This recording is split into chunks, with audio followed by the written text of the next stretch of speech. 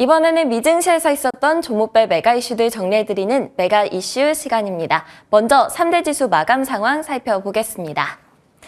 지난 금요일 뉴욕 증시는 숨고르기 흐름 속에 혼조 마감을 했습니다. 다우지수는 0.15% 올랐고요. S&P 500 지수는 0.01% 하락, 나스닥 지수는 0.35% 상승 마감했습니다. FOMC 회의 결과를 소화해냈고요. 기술주들의 상승세로 나스닥 지수가 오름세를 나타내는 하루였습니다. 그렇다면 핀비즈맵 확인해 보겠습니다.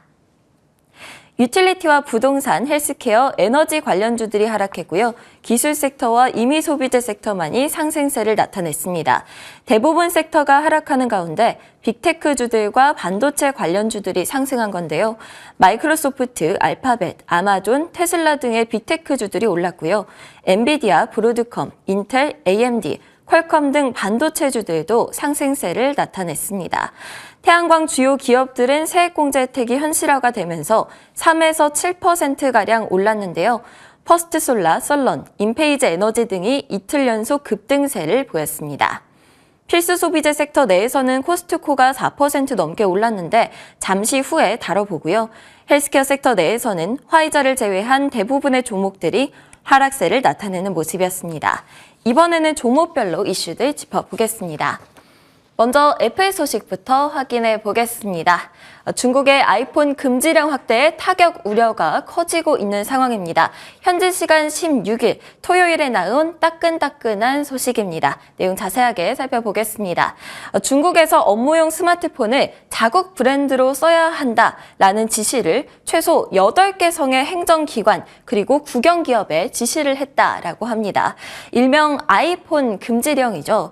앞서 9월에는 베이징과 텐진에서 이 아이폰 금지령을 내렸었지만 당시에는 중국 정부가 사실이 아니다라고 부인을 했었는데요. 그런데 이번 조치로 결국 아이폰 금지령은 사실이었고 그게 더 크게 확대되고 있다는 게 밝혀진 겁니다. 지금 외국산 브랜드들 중 현재 중국에서 점유율이 어느 정도 있는 브랜드는 애플의 아이폰 정도가 다라고 하고요. 애플의 전체 매출 가운데 중국 시장 비중이 20%가량이기도 해서 타격이 꽤 클 것으로 예상된다고 합니다. 삼성전자의 경우에는 점유율이 1%에 불과해서 영향은 그래도 미미할 거라고 하죠. 애플은 해당 소식이 나오기 전이죠. 지난 금요일장에서는 0.27% 하락 마감했습니다. 코스트코 소식도 확인해 보겠습니다. 코스트코는 실적 호조 그리고 특별 배당 발표에 상승세 나타냈습니다. 코스트코는 연휴 시즌에 소비 수요가 회복이 되면서 기대 이상의 실적을 냈다라고 이야기를 했습니다. 주당 순이익이 시장 예상치를 상회를 했고요. 매출도 전망치를 부합하는 것으로 나타났습니다.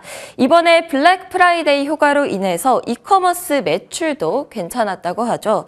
유료 가구 회원도 꽤 늘었고요. 매장 개장 횟수도 늘어났다라고 합니다. 이 견고한 실적에 대해서 코스트코는 어려운 거시경제 환경 속에서도 우리는 탄탄했다라면서 자신감을 표했고요. 서프라이즈도 하나 발표를 했습니다. 보통주 한 주당 15달러의 특별 현금 배당을 발표한 건데요. 11년 동안 벌써 5번째 특별 배당 지급이라고 하고요. 해당 소식에 코스트코 주가는 4.45% 상승했습니다. 다음은 코인베이스 소식도 확인해 보겠습니다. 미국 SEC의 가상화폐 규정 청원 거부에 하락세 나타냈습니다. 토큰이 증권이냐 아니냐에 대한 논란은 끊이질 않을 것 같습니다. 코인베이스는 토큰이 증권이 아니다라면서 가상화폐를 위한 맞춤 규정을 제정해달라면서 미국 증권거래위원회 측에 요청을 했는데요. 증권거래위원회에서는 토큰도 증권이다라면서 이 요청을 거부한 거죠. 코인베이스는 이에 굴복하지 않고 항소할 예정이다라고 합니다. 해당 소식에 암호화폐 투자 심리에도 부정적인 영향이 있었고요. 코인베이스 주가는 일단 해당 소식에 3.73% 하락했습니다. 다음은 퍼스트솔라 보겠습니다. 미국의 세액공제 혜택 현실화의 급등세에 나타냈습니다.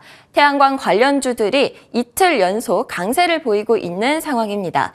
미국 인플레이션 감축법으로 생산 세액공제 수혜 가능성이 커졌고요.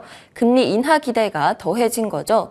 제프리스에서는 이에 퍼스트솔라, 인페이즈 에너지 그리고 썰런에 대한 투자 의견을 매수로 추천했습니다. 퍼스트솔라 주가는 6.58% 급등 마감했습니다.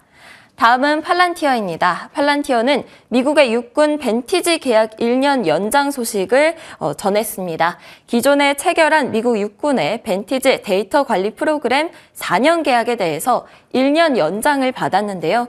이 연장 계약은 최대 1억 1,500만 달러의 가치를 지니게 된다고 합니다. 주가는 0.05% 소폭 하락 마감했습니다. 지금까지 메가 이슈 전해드렸습니다.